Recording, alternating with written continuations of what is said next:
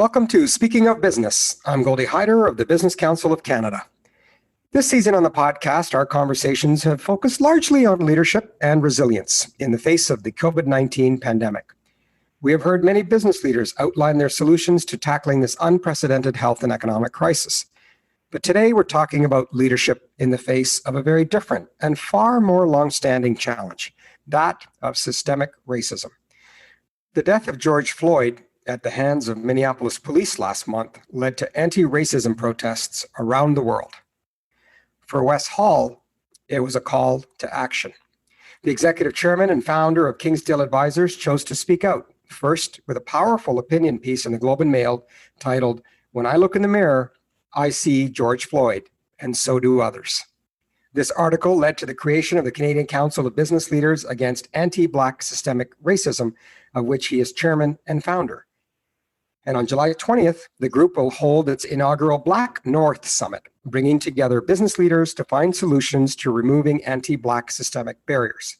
What role can corporate Canada play in finding solutions to this problem? Let's find out. Welcome to the podcast, Wes. Thanks, Goldie. Well, look, let's start with the question I just asked. Why do you think corporate Canada can find solutions to this issue of systemic racism?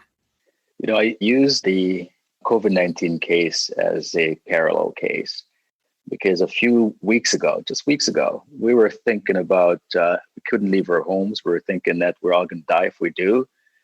And we got together collectively, and 6 weeks later, businesses are opened up and no one's worried about dying anymore. So if we can use that approach to something as dire as the COVID-19 pandemic, why can't we use it to tackle the injustices caused by anti-Black systemic racism?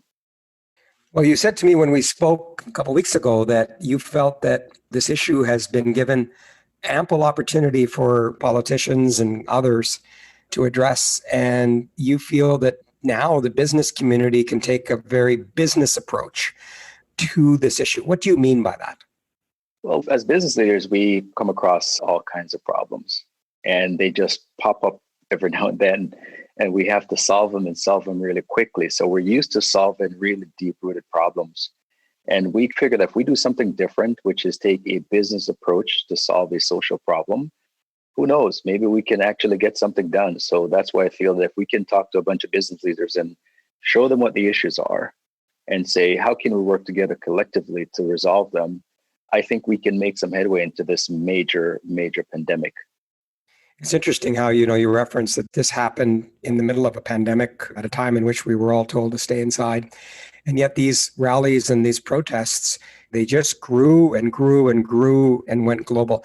Do you feel that there's something symbolic here in terms of the timing of this event? Like, why now?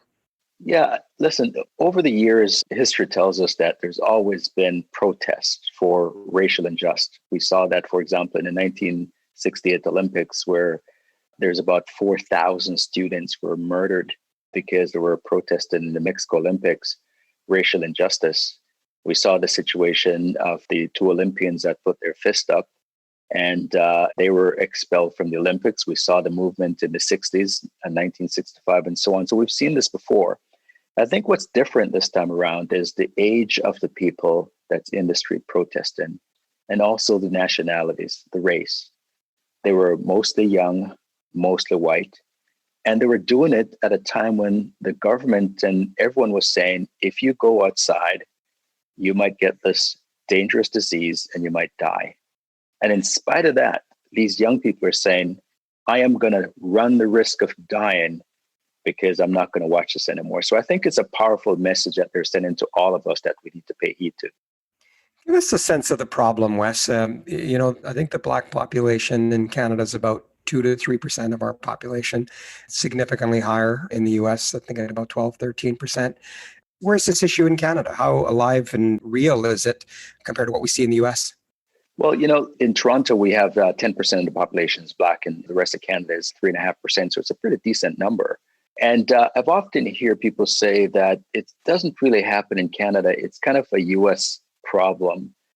But, we've had racism in Canada for a very, very long time. It's a part of our history. I did some research, and back in the day, they used to sell slaves back, and there's ads in the Nova Scotia Gazette selling slaves. And, words like Negro boy for sale, 16 years old in good condition. We had the number 2 construction battalion in World War I that they wouldn't allow them to fight in the war because they were told that it's a white man's war. The house that I live in Rosedale, in fact, the families way back when used to own slaves. They owned 6 slaves in this house. But coming to recent times, for example, we saw in the newspaper situations where at a construction site, there were 2 nooses found at a workstation of 2 Black workers. This is just a few weeks ago.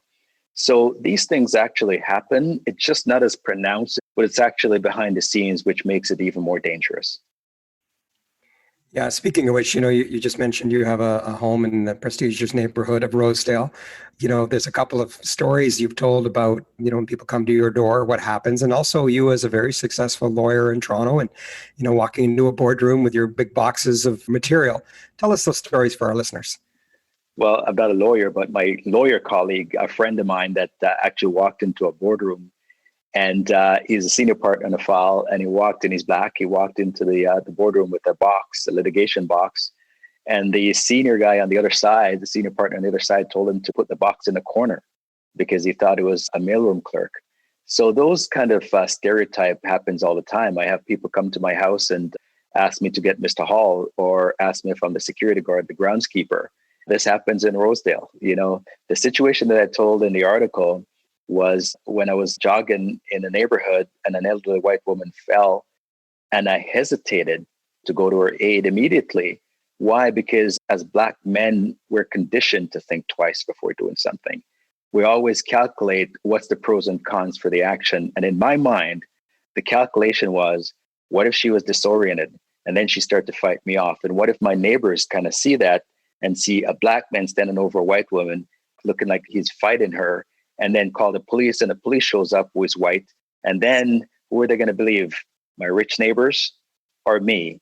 At a minimum, I would be in handcuffs. So those were the calculations that went through my mind when I hesitated to go to that person's aid quickly. Now, as you note, and thank you for sharing that with us, I think it sheds a light on this, the severity and the seriousness of the issues. If it's happening to you, imagine what's happening to others. Let's talk about the commitment. There's 3 members of the Business Council have agreed to co-chair your Black North initiative. Thank you for the invite and the opportunity to participate on July the 20th. Victor Dodig, CIBC CEO, Prem Watsa, CEO of Fairfax, and Rolla Dagger, the CEO of Cisco. I know that Victor reached out to you after he read your article. Tell us about that call. First of all, I wrote the article, and I'm debating what to do, because after I saw what happened with George Floyd, I was busy managing through COVID.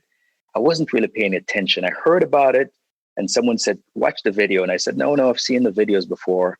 And Ahmaud Arbery getting murdered by these 2 citizens. And I said, no, it's not that video. The video with respect to George Floyd, I said, I'm sure it's the same thing. They said, you need to see it. I looked at it, and immediately, Goldy, I dropped everything I was doing. Mentally, I just lost it. Mentally, I could not, it just broke me down. And I don't think people understand, what it's like. And the only thing I can equate it to is back in the World War, when atrocities were happening to different people because of their race, because of their religion, and so on. And then you being a part of that race, or you being a part of that religion, witnessing that, how do you feel when you see that? It's not something you can just go back and go about your life like nothing happened. It affects you, right? In some cases, it affects you for the rest of your life. So in this particular situation, that's the effect it had on me. That's the effect it had on my children. And that's when I realized that I just could not go back to being normal again until I try to do something about it. Is it fair to say that people want to help but don't know how? Yeah. So when I penned the article and I put it out there, I didn't know what the consequences were going to be, because historically there has been consequences to people that are Black in high positions that have spoken up. Most recently, Colin Kaepernick. Colin Kaepernick was one of the best quarterbacks in the league, and he couldn't even play for the worst team in the league after he took a knee. So I didn't have any examples of business leaders that did that. So I was the first. So when Victor made that phone call, and the first thing he said to me was, Wes, you know I'm your friend. What can I do to help? Those words to me, I will never forget them because they meant that people cared. People in very high position cared and they wanted to help and they wanted to work with us to find a solution to the problem because they themselves saw that what was happening and they themselves found it unacceptable and they wanted to do something. So after that call, I kept on getting calls after calls and people are saying, I want to help, but I don't know what to do. And I go, listen, we're business people. Let's figure it out. What about this? What if we do this council? And immediately, everyone that I mentioned it to initially said yes. Prem came over to my house when he read the article.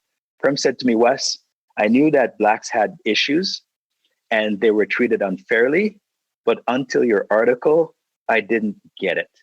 He came to my house to tell me that. So that gave me a lot of confidence, a lot of faith. And by the way, I've been talking to a lot of business leaders since then. I have not received one single negative comment from people not acknowledging that there's a problem and wanting to come up with a solution. And that gives me a lot of encouragement. So speaking of solutions, many companies have diversity initiatives. Some like this word, some don't, but the notion of unconscious bias training, mentorship programs, proactive hiring. Is it your view that these are not working? No, because I use my own self as an example. I'm driving to work in the morning, which I do. I take the same route to work, drive down university. I have, in the summertime, I have a very nice car that I drive. It's a Ferrari 458. I get pulled over and there's no reason for it because I'm not speeding. I don't have a busted taillight. But the police officer would say, license or registration. When I ask, could you please tell me why? License or registration. Officer, please tell me why. I'm going to ask you one more time. And that one more time means that if you don't do it, something bad is going to happen to you, even though my civil rights were violated. So what do? Here's your license and registration. I drive to work. And let's say, for example, I didn't run my own company and I'm an employee and that happened to me. I'm driving a regular car. I go to work and that traumatic experience just happened to me because it's very upsetting when your civil rights are violated. When any of your rights are violated, it's really upsetting. And then I go to work and even though my company has a diversity person, the diversity person is generally not male, they're generally not Black. And as a result of that, I have nothing in common with this person and they would never understood what I went through.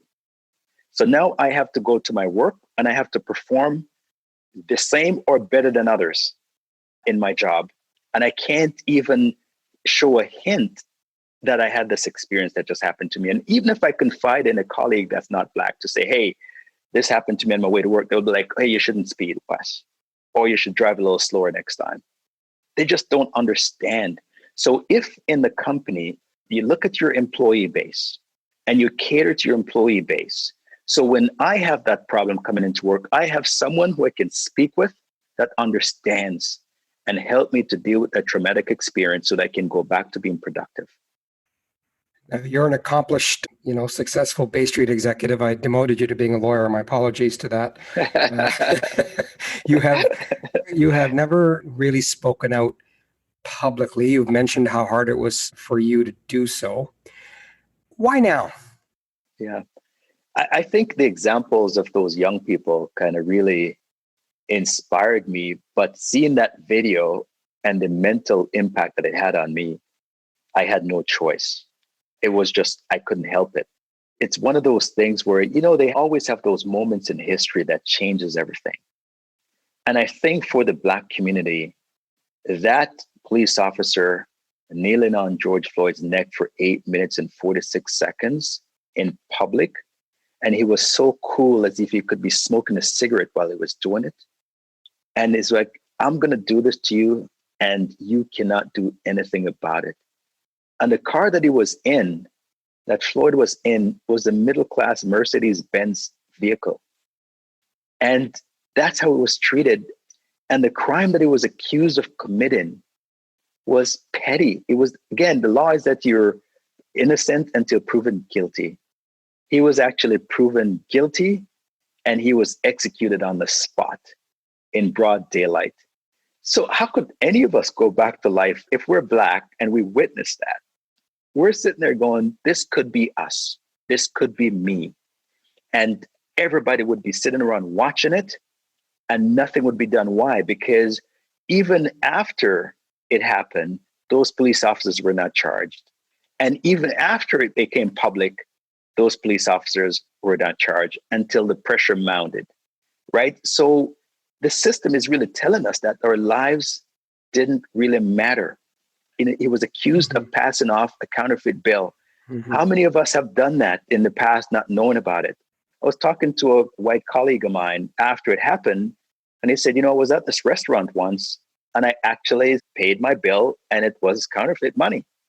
And they came back and said, sir, this money is not good. And he's like, oh, I'm sorry. What? I didn't know what that. He exchanged the bill and gave him a proper bill, and that's it. It's over.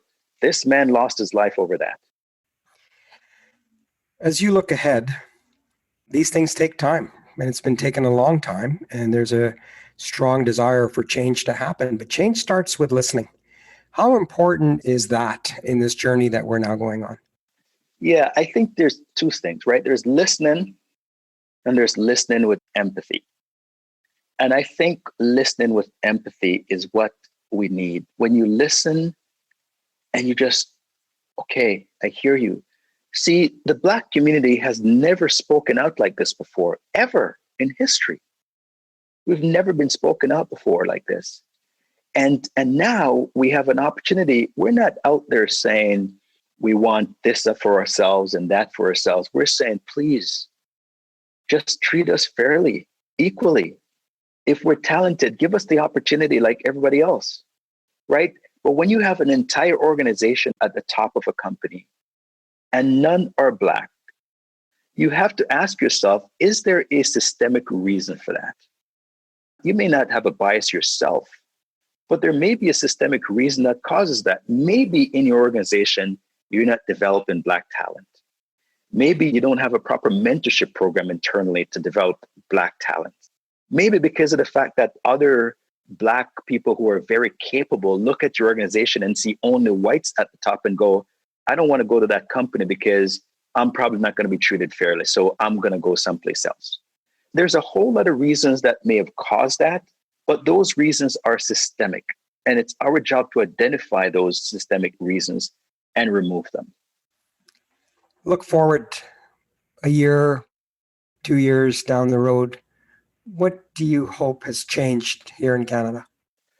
Well, I look at the gender diversity campaign and I was very encouraged by it because it really started in the boardrooms and the executive suites, and then it spreads. We have people like Harvey Weinstein is now in jail because of that, because of the Me Too movement.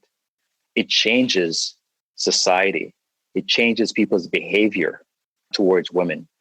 And that behavior was going on for a long, long time. And after the diversity push started and women say, enough is enough. We're not going to tolerate this behavior anymore. We're not going to be treated like second-class citizens anymore. Now, all of a sudden, the glass ceiling in corporate Canada and corporate world was lift up, and they elevated genders.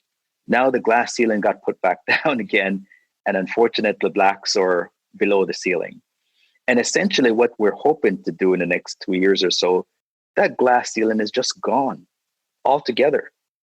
And just hire people, put people in positions based on their talents, on their resumes, and what they can do for you, and nothing else.